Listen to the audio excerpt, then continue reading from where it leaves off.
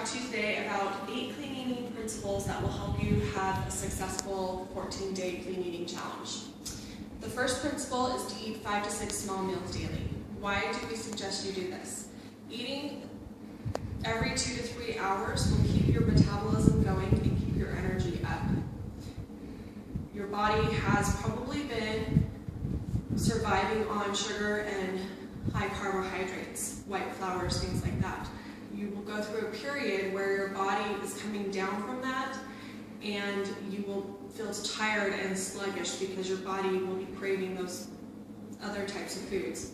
Replacing them with whole, good foods 5 to 6 times a day will help combat that. Tip number 2, drink 16 ounces of water first thing in the morning and eat breakfast within an hour of waking up.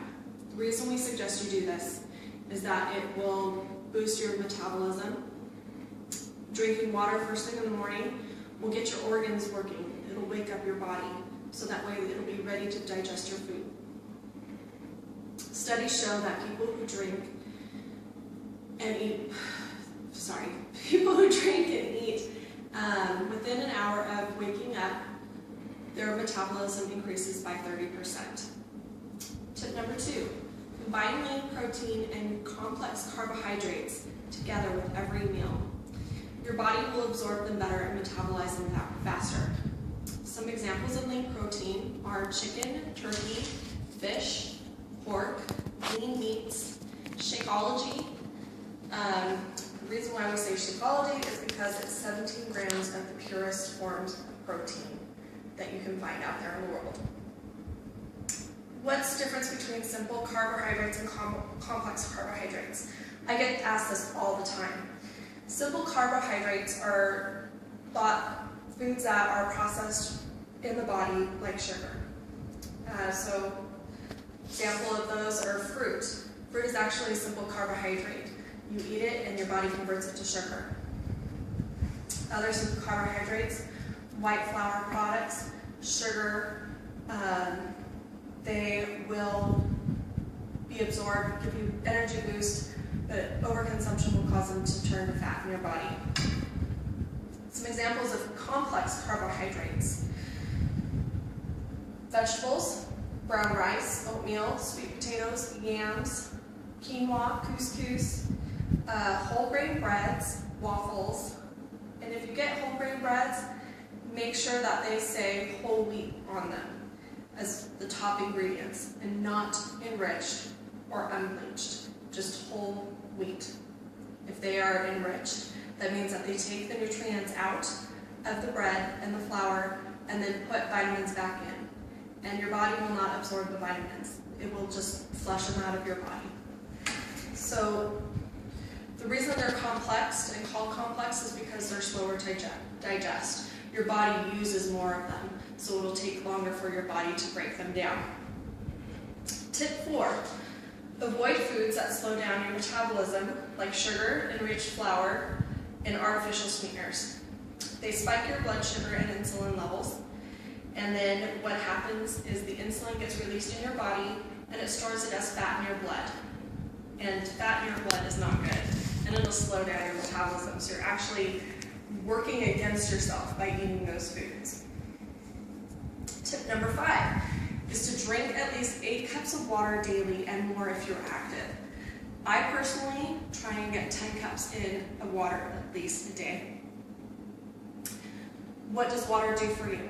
It hydrates you, and you need to be hydrated in order to lose weight. If you're not hydrated, you won't lose weight. Your body will hold on to everything.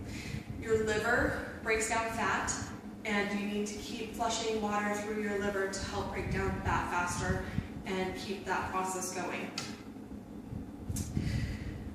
Another big reason for drinking water is you will have less energy and strength if you are dehydrated. So if you're working out, your workouts will be less powerful and strong. If you're having low energy, like the afternoon slump, you might be dehydrated. Drink more water. Also, when you're dehydrated, you start getting hunger symptoms. It's very hard for the brain to decipher between thirst thirst indicators and hunger indicators. So what happens is we're actually thirsty and we wind up thinking we're hungry. So instead of drinking water, we'll reach for food. And usually it's a crappy food that we're craving, something that's processed and white and all the stuff, all the foods that make us feel good. So if you do start to get hungry and you know it's a time that you're not supposed to be eating, try drinking a cup of water first and see if that helps. If it helps, great. You knew you were dehydrated and you know you need to drink more water. If you still are hungry, then have a healthy snack. Tip number 6, carry a food cooler with you and keep 3 to 4 meals in it. Make sure it's large enough to hold that. If you're busy running around all day, pack your cooler in the morning.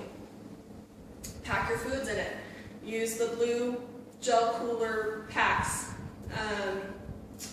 Don't let being busy and running around be an excuse. As my husband explained in the video, prepping is very key if you're running around and out and about.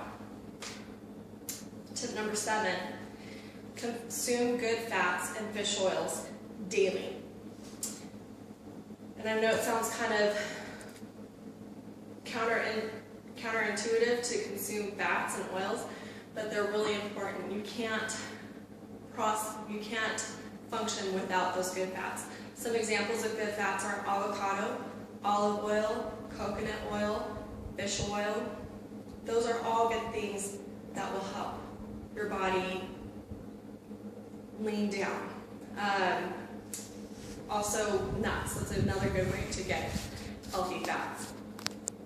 Tip number 8, have a reward meal once a week. Not a reward weekend, not a reward daily, but a reward meal once a week.